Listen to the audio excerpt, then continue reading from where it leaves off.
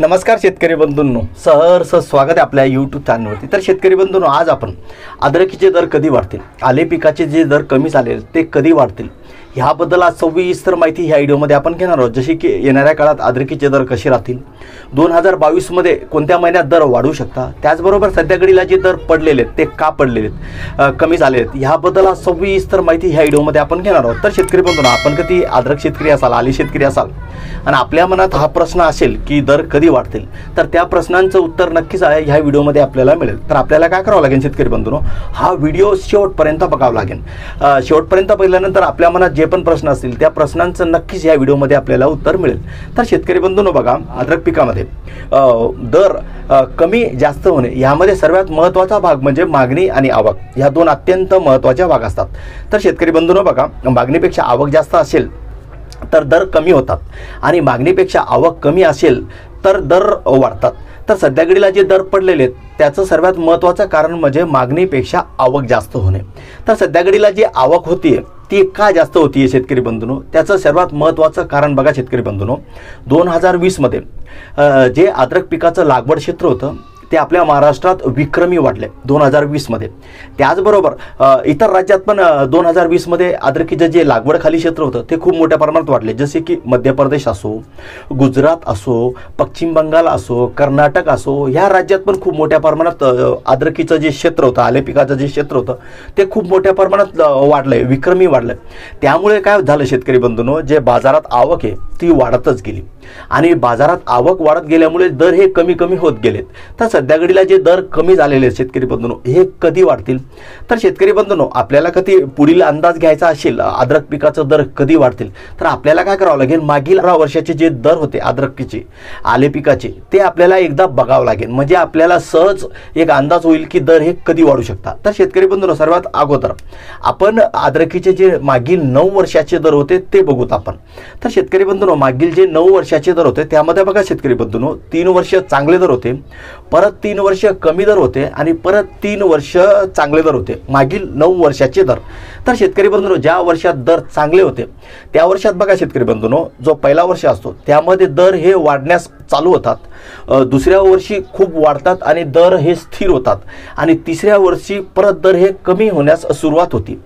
तर शेतकरी बंधूंनो, ज्या वर्षी दर हे कमी असतात त्या वर्षी बघा सेम असाच असतो शेतकरी बंधूंनो, दर हे पहिल्या वर्षी दर हे कमी होण्यास सुरुवात होते, दुसऱ्या वर्षी खूपच कमी होतात आणि स्थिर होतात आणि परत तिसऱ्या वर्षी दर हे वाढण्यास चालू होतात।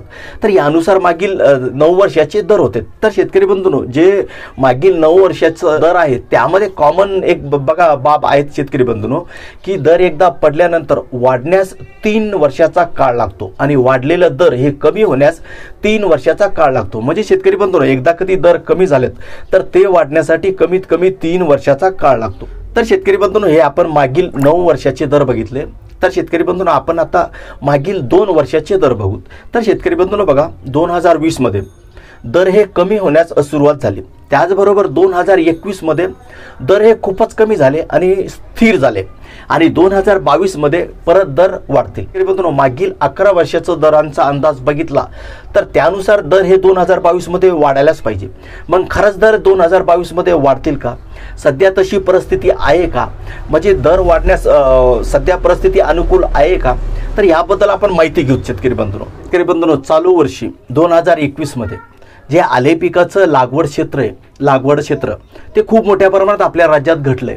तर शेतकरी बंधूंनो, लागवड क्षेत्र घटण्याचं सर्वात महत्त्वाचं कारण म्हणजे आले पिकाचे दर पडणे।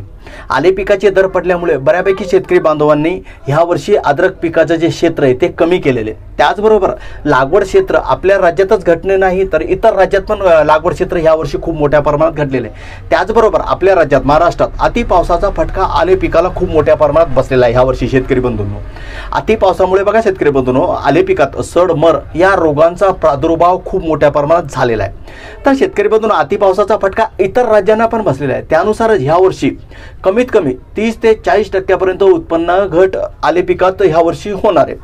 तर सध्या घडीला जी परिस्थिती शेतकरी बंधूंनो, ती दर वाढण्यास अनुकूल अशी परिस्थिती आहे। तर शेतकरी बंधूंनो, हे दर कधी वाढतील, 2022 ला कधी वाढतील? तर शेतकरी बंधूंनो, सध्या घडीला जी बाजारात आवक होती ती आवक जानेवारी फेब्रुवारी पासून कमी होईल आणि फेब्रुवारीपासून दर हे वाढण्यास सुरुवात होईल।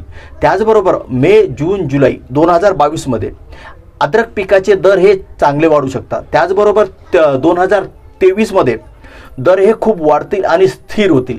तर यानुसार आपला एक अंदाज आहे शेतकरी बंधूंनो। त्याचबरोबर 2024मध्ये परत दर हे कमी होण्यास सुरुवात होईल।